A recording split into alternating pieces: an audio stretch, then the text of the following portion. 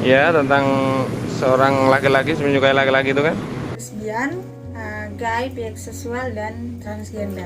Yang aku tahu dari LGBT itu penyuka sesama jenis gitu nggak sih? Lesbian, gay, biseksual, dan transgender. Lesbian, seks, transseksual, sama Q-nya itu apa ya? Aku lupa sih. Oh, queer.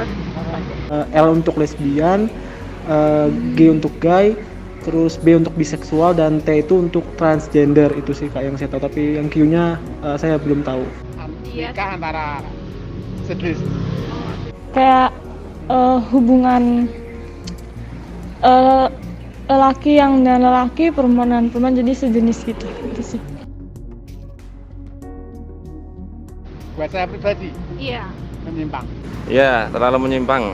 Menurut saya LGBT merupakan sesuatu yang menyimpang, termasuk penyimpangan sosial, karena itu masih dianggap penyakit oleh sebagian orang, terutama di Indonesia. Kalau aku sendiri sebenarnya LGBT itu kan dari barat nggak sih? Nah terus kayak menurutku aku sendiri itu menyimpang, nggak sesuai dengan norma yang ada di Indonesia kan? Ya menurut saya sangat menyimpang karena itu melanggar sosial kemanusiaan dan juga tidak menunjukkan etika baik.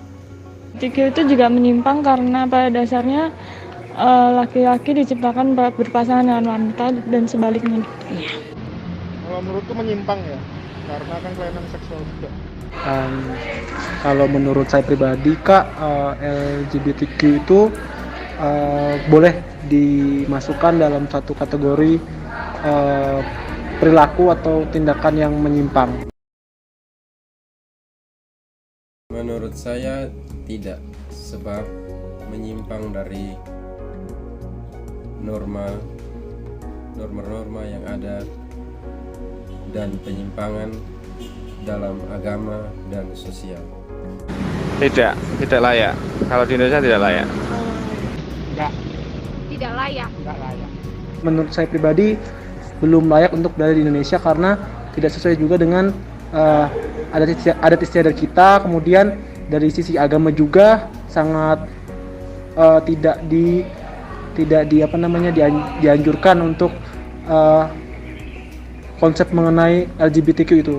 Kalau personal, kalau aku sendiri enggak ya. Umumnya kalau di Indonesia tuh laki-laki sama perempuan mengambil keturunan. Kalau LGBT kan nggak ada keturunan lah. Ya, soalnya selain ditentang dari agama, dan itu tuh sebenarnya bukan budaya kita, tapi kayak ingin dijadikan suatu norma yang untuk dihalalkan gitu loh, untuk dinormalisasi gitu. Kalau misalnya ada pun sebenarnya nggak layak, tapi kalau misalnya ada yang terlibat pun kan pasti banyak yang terlibat juga. Tapi kurang tahu juga sih, tinggal nanti penyelesaiannya gimana. Menurut saya tidak layak, sangat sekali, karena sejauh ini belum ada di sekitar kita yang terjadi seperti itu. Ya memang sudah ada yang terjadi, tapi masih sangat banyak belum diterima oleh masyarakat Indonesia.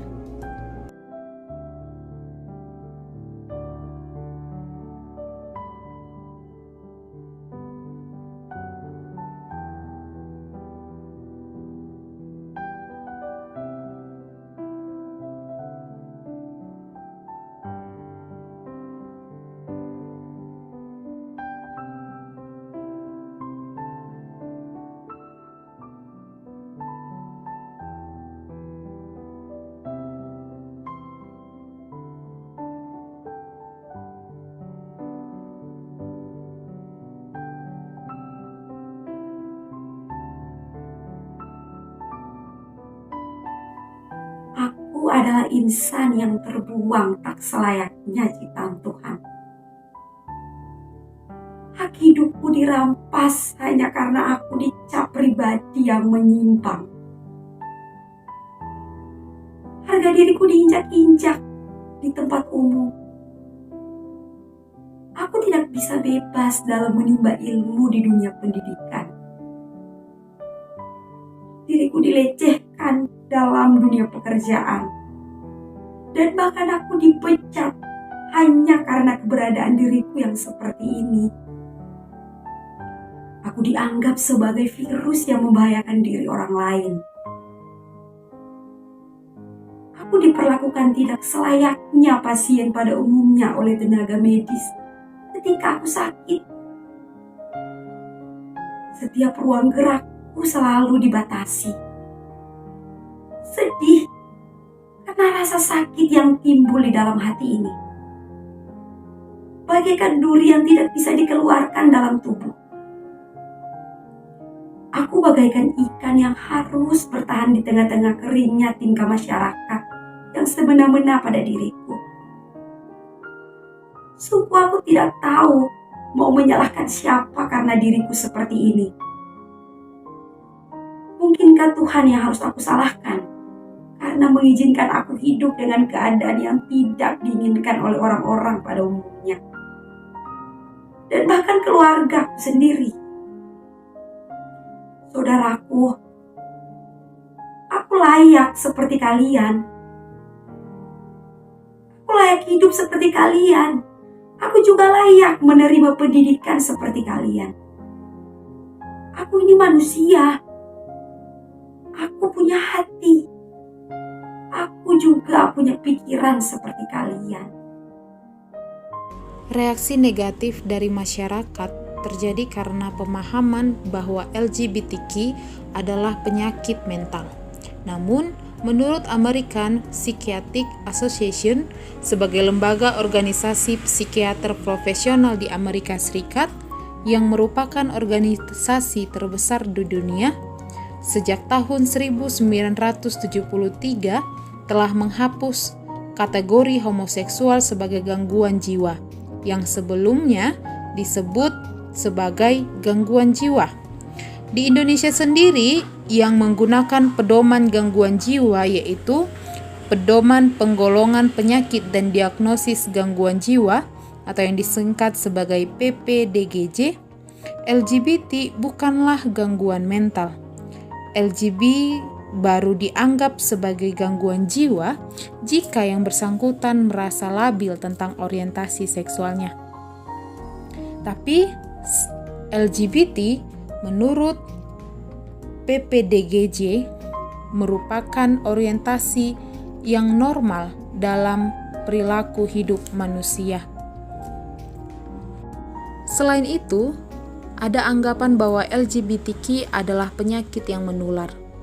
Ada stigma masyarakat jika bergaul dengan LGBTQ maka bisa memicu menularkan penyakit seksual yang menular karena melakukan seks yang tidak aman.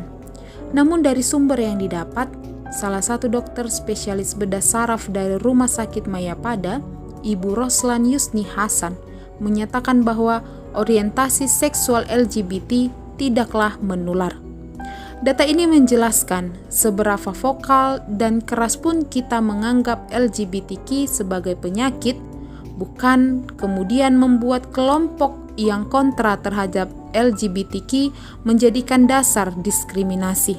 Tentu hal itu bisa dijawab dengan pernyataan beberapa organisasi kesehatan yang telah disebutkan. Karena stigma-stigma yang beredar di kalangan masyarakat bahwa LGBTQ adalah gangguan jiwa, maka orang dengan seenaknya merampas hak hidup mereka. Karena dianggap sebagai penular penyakit seks, maka diasingkan dari lingkungan, diperlakukan tidak baik. Itu bukan hal yang benar. LGBTQ tetaplah manusia dan punya hak untuk dihargai, punya hak untuk didengar, hak untuk memberi pendapat, dan hak untuk hidup selayaknya manusia lain. Seseorang menjadi LGBTQ disebabkan oleh beberapa faktor, antara lain dikarenakan faktor genetik dan juga faktor lingkungan. Yang pertama, faktor genetik. Untuk bisa lebih memahami menjadi LGBTQ diakibatkan faktor genetik. Untuk bisa lebih mempermudah lagi, kita harus mengetahui tentang pengetahuan teori Zogiertje. Teori Zogiertje ini digambarkan dalam spektrum yang dipengaruhi dengan kondisi biologis. Bukan hanya kondisi biologis atau faktor genetik saja, tetapi juga menjelaskan orientasi dan ekspresi gender yang memudahkan masyarakat untuk memahami tentang LGBTQ. Pembahasan mengenai teori SOGSC ini sangatlah jarang di Indonesia. Untuk itu, mari kita bersama-sama mengulas mengenai SOGSC ini. SO, Sexual Orientation atau orientasi seksual. Orientasi seksual berhubungan dengan ketertarikan seseorang secara psikis, emosional, dan spiritual kepada yang gendernya berbeda atau gendernya sama, atau lebih dari satu gender. Seseorang yang tertarik dengan gendernya berbeda disebut dengan heteroseksual. Seseorang yang tertarik dengan gender yang sama disebut dengan homoseksual. Sedangkan lebih dari satu gender disebut dengan biseksual. GI, Gender Identity atau identitas gender. Identitas gender ini seseorang mengidentifikasi dirinya pada gender tertentu. Bisa jadi gender yang pada dirinya berbeda dengan seks biologisnya yang dibawa lahir. Maksudnya ialah bahwa merasa dirinya sebagai perempuan di dalam tubuh laki-laki atau juga sebaliknya, di mana dia merasa dirinya sebagai laki-laki tetapi di dalam tubuh perempuan. Ada pula yang memahami dirinya laki-laki maupun perempuan yang disebut dengan gender queer. Expression atau ekspresi. Ekspresi ialah seseorang memperlihatkan gendernya melalui tindakan, pakaian, berinteraksi, baik itu berdasarkan keinginan ataupun tanpa adanya tujuan. Secara model tradisional memahami bahwa laki-laki itu memakai celana, memakai kemeja, sedangkan perempuan memakai rok atau gaun. Nah, namun dalam perkembangannya pada saat ini ada yang mengekspresikan dirinya sebagai maskulin sekalipun identitas gendernya perempuan, atau mengekspresikan dirinya sebagai feminim yang identitas gendernya laki-laki. Namun ada juga yang mengekspresikan kedua-duanya yang disebut dengan androgen. Androgen ini menggambarkan kesatuan perilaku dan karakteristik kepribadian dengan memandang bahwa dirinya sebagai maskulin dan juga feminim. SC, seks karakteristik atau karakteristik seks atau seks biologis. Karakteristik seks menunjuk pada organ, hormon, dan kromosom, di mana karakteristik seks ini dibagi menjadi dua, yaitu primer dan sekunder. Jika seorang laki-laki, primernya berarti digambarkan memiliki testis, penis, skrotum, hormon testosteron, kromosom X. Apabila secara sekunder, berarti seorang laki-laki memiliki otot yang lebih besar, bahu lebar, tinggi, memiliki suara maskulin. Nah, sedangkan untuk perempuan secara primer berarti mempunyai vagina, ovarium, rahim, kromosom XX. Sedangkan untuk sekundernya berarti seorang perempuan itu dalam pertumbuhannya mempunyai pinggul yang membesar, pertumbuhan payudara, dan distribusi lemak perempuan lebih feminim. Namun tidak dipungkiri ada juga karakteristik seks yang memiliki kombinasi dari keduanya, yaitu disebut dengan intersex. Intersex ialah orang yang lahir disebabkan dengan adanya kromosom, kelenjar kelamin, hormon genetik, dan variasi tubuh lainnya yang tidak padan dengan definisi umum mengenai laki-laki dan perempuan. Dari penjelasan teori SOGSC ini penting untuk diketahui oleh masyarakat luas, supaya masyarakat menyadari bahwa setiap orang itu memiliki keberagaman, baik itu keberagaman gender maupun orientasi seksual. Inilah beberapa faktor lingkungan yang menyebabkan seseorang menjadi LGBTQ.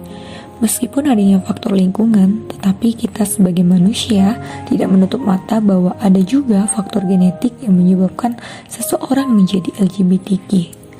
Untuk itu, kita tetap saling menghargai akan adanya keberadaan mereka.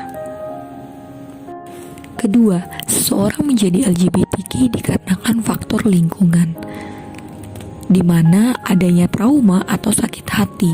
Artinya, mereka pernah mengalami kekerasan, baik secara fisik maupun seksual pada masa kecilnya, ataupun mereka mengalami sakit hati pada lawan jenis yang pernah berhubungan dengannya. Selain itu, akibat dari keluarga yang tidak utuh, sehingga anak menjadi bebas dan mengakibatkan anak terjerumus kepada kelompok LGBTQ. Lalu selanjutnya, akibat dari ejekan yang terus-menerus diterima sejak usia dini. Bagi seorang anak yang memiliki karakteristik seperti perempuan atau laki-laki pada masa kecilnya, akibat terus-terusan mendapat ejekan, maka yang diterimanya secara bertahap akan membentuk karakter kepribadiannya yang sebenarnya. Inilah beberapa faktor lingkungan yang menyebabkan seseorang menjadi LGBTQ. Meskipun adanya faktor lingkungan, tetapi kita sebagai manusia tidak menutup mata bahwa ada juga faktor genetik yang menyebabkan seseorang menjadi LGBTQ. Untuk itu, kita tetap saling menghargai akan adanya keberadaan mereka.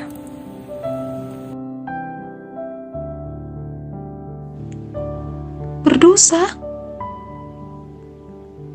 Jika memang mereka dengan dirinya seperti itu dianggap berdosa, bukankah kita semua juga adalah manusia berdosa lewat jalan yang berbeda dengan mereka?